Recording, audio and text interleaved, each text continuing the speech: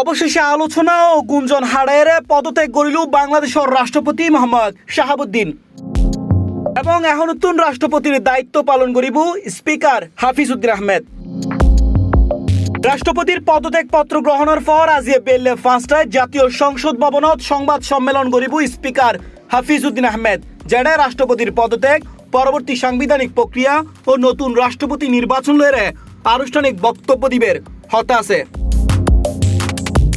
সংবিধানের 50(3) অনুচ্ছেদ অনুযায়ী রাষ্ট্রপতি স্পিকারের উদ্দেশ্যে স্বাক্ষরযুক্ত পত্রের মাধ্যমে পদত্যাগ করিতে পারে। আর 54 অনুচ্ছেদ অনুযায়ী নতুন রাষ্ট্রপতি দায়িত্ব গ্রহণ নগরণ পর্যন্ত স্পিকারই ভারপ্রাপ্ত রাষ্ট্রপতির দায়িত্ব পালন করে।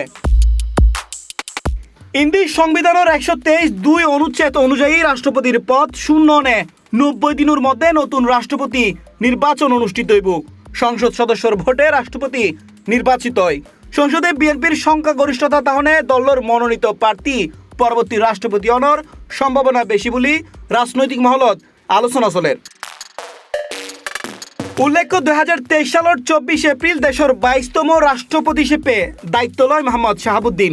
তার মেয়াদ 2028 সালের এপ্রিল পর্যন্ত তাহনর হতা তাইলেও নির্ধারিত সময়ে প্রায় 2 বছর আগেই তিনি পদত্যাগ করে। এর মধ্যে দিয়ে দেশের সর্বোচ্চ সাংবিধানিক পদে নতুন অধ্যায়ের সূচনা হইল।